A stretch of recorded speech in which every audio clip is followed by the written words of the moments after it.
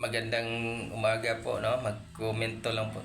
Magbigay lang po tayo ng konting komento doon sa sa statement na inaddress ni Senator Amy Marcos about doon kay Tamba na walang ibang pinapasaringan si Tambaluslos or si House Speaker at Martin Romualdez, no? Yan, binira din ni Amy Marcos eh. O tama naman yun. Kung ayaw nyo, bakit di nyo nalang palitan yung House Speaker ninyo? Tinawag pang bunjing eh. Binibibi pa eh. Tinawag na bunjing. Para makaganti itong mga kaliwang grupo, I think magkudita sila dyan sa House of Representatives. Sila para mapalitan si Speaker Martin Romualdez.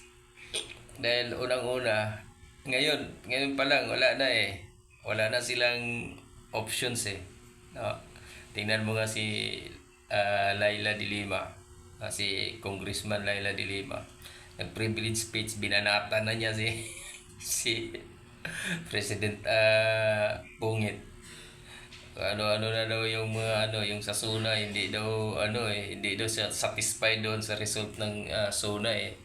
Ewan ko lang kung kasama ba siya doon sa pumalakpak. Samantalang itong mga makakaliwang grupo, todo naman palakpak ng palakpak. Tapos paglabas, nung natapos na yung SONA, ayun, ang dami nilang mga side comment. Hindi mo alam kung talaga. Natatawa na talaga ako dito sa laro ng politika ng ating bansa. Kung saan itong mga makakaliwang grupo laging talunan eh. Akala nila okay na makakaano na sila kasi hawak na nila yung administrasyon.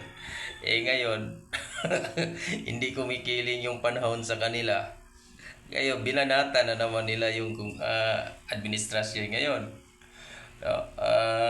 Yun yung pinaka-inotel na mga reactions ba ng mga kaliwang grupo. Na akala nila sila na yung nasa kapangyarihan. Akala nila na okay na, magiging maayos ng lahat.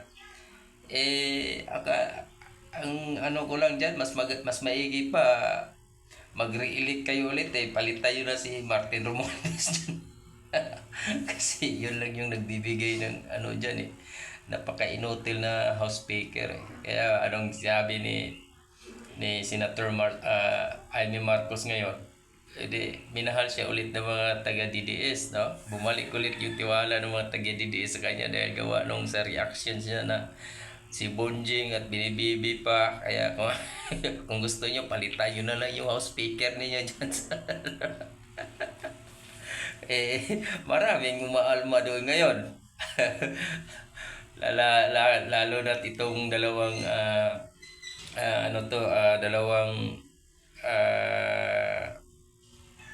nila, no? Yung tagapagsalita nila dyan sa Kongreso, si Princess Abante at saka si Bukoy.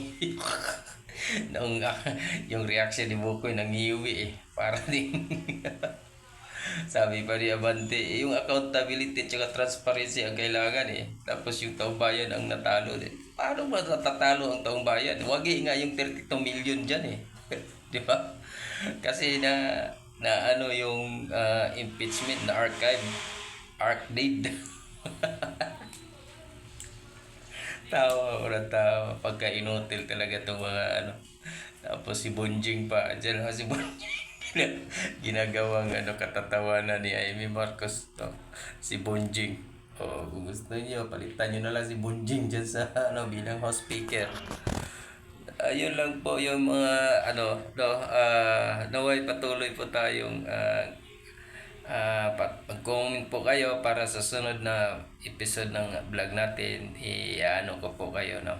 Babanggitin ko po yung mga pangalan ninyo para naway po marami din po tayo mga ito pala ang purpose ng pagbablog ko na ito is para makabili tayo ng mga solar panel, solar lights, no? Para ma-distribute natin doon sa mga kababayan natin, lalo na doon sa mga natitira doon sa mga parkland area, sa mga mountainous area na kung saan walang-wala, gasira lang ang gamit nila.